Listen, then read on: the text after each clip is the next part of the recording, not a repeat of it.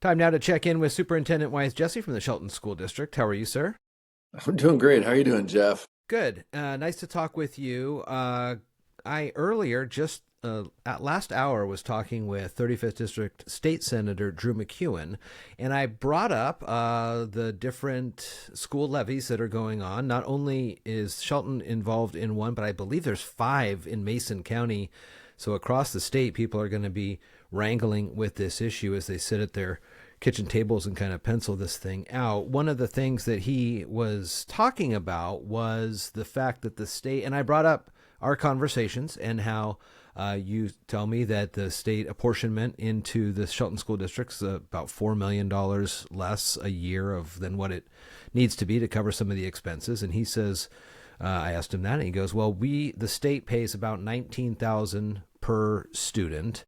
And that is kind of where he was sitting on that. Do you have a response to that? And we'll go into what else he said after that. Yeah, I've talked to Drew. I appreciate him. That's the kind of representative you want, is to sit down and talk about the issues, and I appreciate that. And I have before multiple times with him. And I think the things where we get, if you look at it in summation, you go, that's enough. You can do it. I say, well, come and check out the details. And I always, give some stories about what we're wrestling with. It's 18, not 19. And it's actually just under 18. I had put up a graph at the last school board meeting. Anybody can check out the board packet on our website for the board meeting on January 13th to see what is it that Washington pays per student in comparison to other states, and how it's changed in this state over time, over the last, I don't know, I forget what the number is, but something like the last 15 years. And so, I like to do that kind of analysis because I, and probably you, are taxpayers as well in this state. And I go, what are you getting in return for your dollar?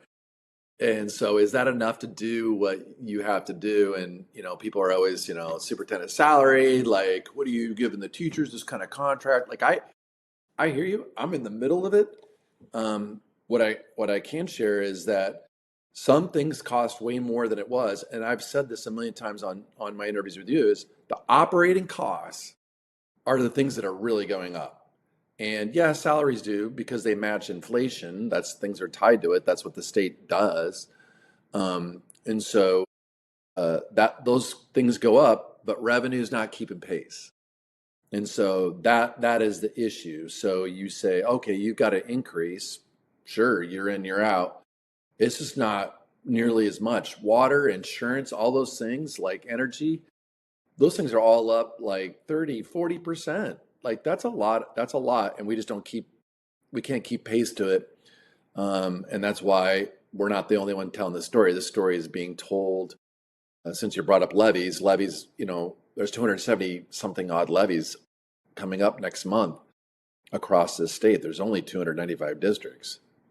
So everybody's looking to not ask for more money.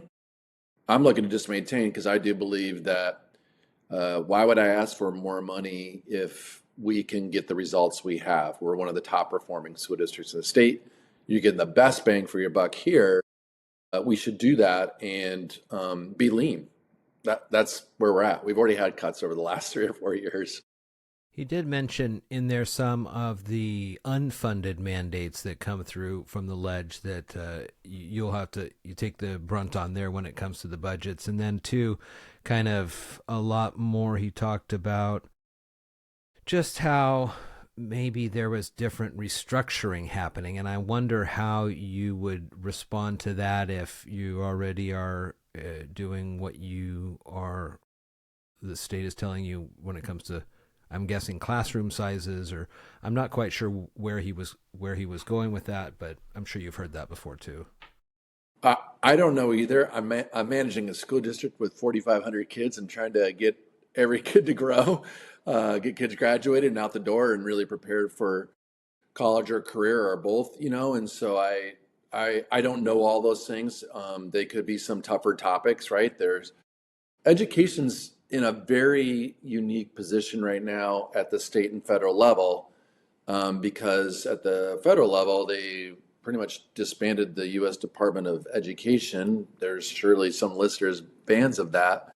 What I can share is that's really it's about oversight and making sure your dollars are going where they're supposed to, and that the promises are being kept for example, for kids primarily with that have special needs. I mean, so those are things that I do worry about. But my primary worry is really about what I have in front of me. I've been a strong believer all my entire career, Jeff, that says, look, these are the monies I get, and I got to manage the best I can, right, with the money I have. What I'm trying to say is, if you keep maintaining us at this level, even with these things, I can continue to be lean and go in it. But if I'm having 30 or 40% increase in some costs that I have that costs extra like a handful of $1 million, that handful of $1 million is a lot of teachers or counselors, right? So that's what I'm just trying to say is, I'm not asking for more. I think I do believe in being lean. You figure out what works and then you fund it. But if I got what works in this funding and I've already had cuts and an increase in cost, I can't take additional hit on the revenue side without really curtailing the services we have. And I think what most people expect. You had a board meeting this week, and some of the DECA students were there and showing off kind of what they have been doing, with 6 going to state and 1 on the eye of nationals. That's got to warm your heart when you hear about the hard work that those kids are doing and in a way to represent Shelton across the state and maybe even the country. That's the work we're doing, Jeff. I mean, DECA has a really long, successful history here in the Shelton School District. It's definitely a point of pride.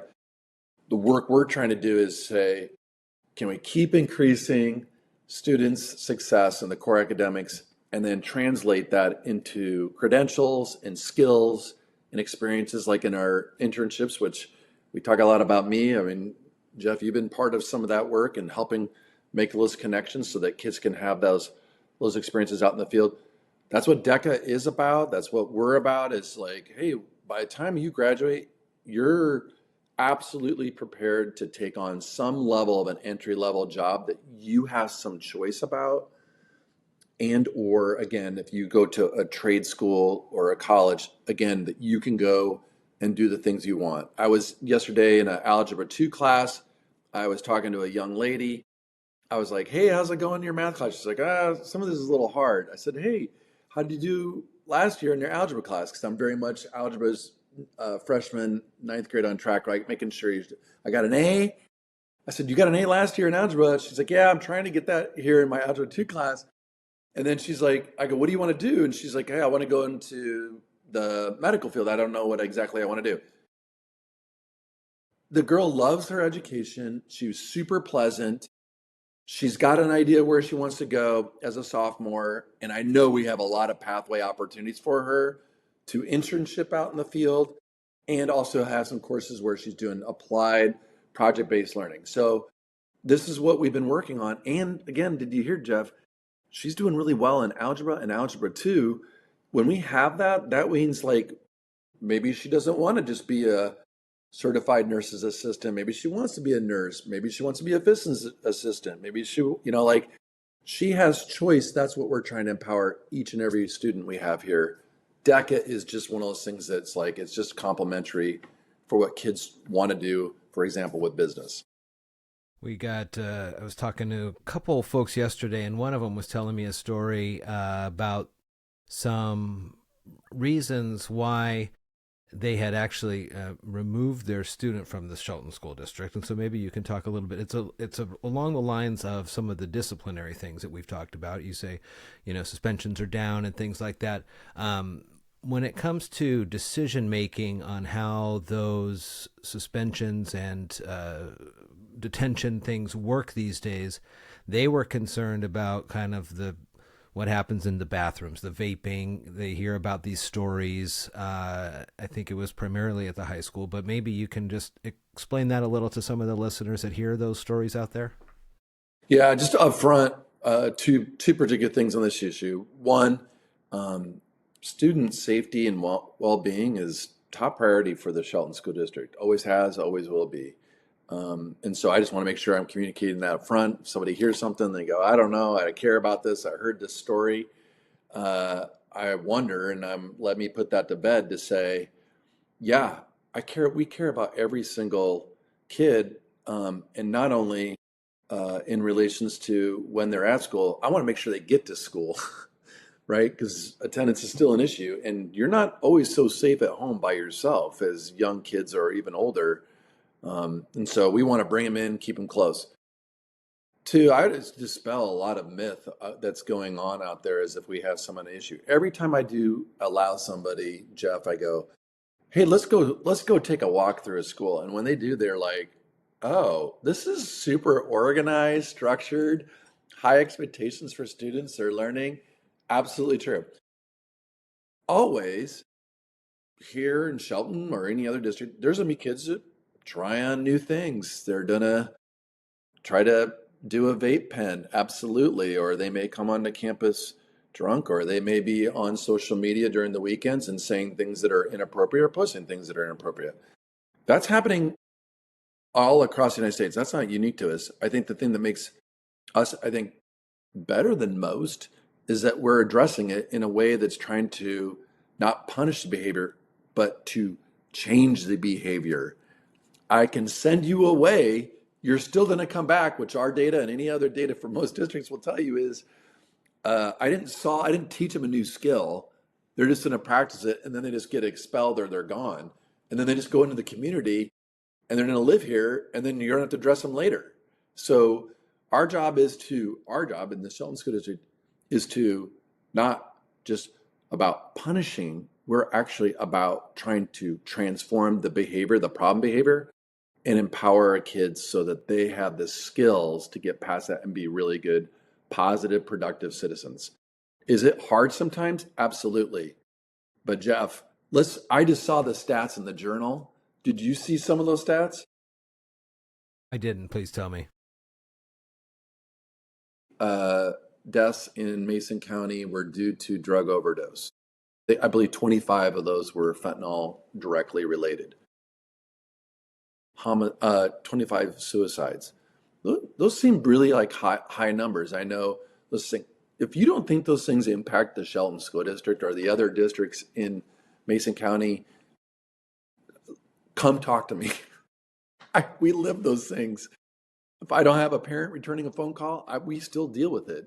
If I have kids that are surrounded by drugs and alcohol at home, they come in and you can see those things are displayed on them. And some people are just trying to get by. I am very sympathetic and empathetic to those situations. We don't like to label the kids. We'll still work with them, but we're trying to change it so that it's not just multi-generational issues. We're trying to, again, empower them, get them academic skills, get them the citizenship skills so that they can go out and change their trajectory for them and their family, both as far as, again, positive citizenships and economic prosperity. We are recording this the day before into the Martin Luther King weekend. And so what are some of the things that are talked about as kind of service projects or ways to, like you said, become productive, impactful members of our community? I have seen other notes of other schools that, they go out and, I don't know, clean up, or they do this or they do that. What are some of the things that you try to impress upon the district here on this weekend? Yeah, for us, it's the uniqueness and the beauty of being here in Shelton is that people are, even if they don't have kids in the district, Jeff, they care about what's going on in Shelton schools. And so, I run across a whole bunch of people that don't, and they go, hey, like, how are they connected? What's going on? People come in, they'll read or help organize some things. We have a number of events where I see extended family members come to connect about whether it's students, reading really well, or, event where they show their reading or writing skills, or they'll have fun games and activities, and it's kind of like a potluck. Those happen all the way through the school year. And I think, this is coming up about, how you're going to connect with The community civics are obviously at the forefront, one of the hot topics right now across America. And we lean in on that, not with any kind of political bent, but really is just about, it's not just this moment, but how are you involved in your community? You have a responsibility to be a member here. And we have obviously a lot of models here by our own business and business leaders, for example, allowing internships, allowing kids to come talk or come in to talk with our students. Those things are honestly the things that are memorable for kids because they're just not one-off events. Shelton School District Superintendent Wyeth Jessee, thank you for the time, and we'll check in again here as we move through the second half of the school year. Thanks so much, Jeff. I really appreciate it.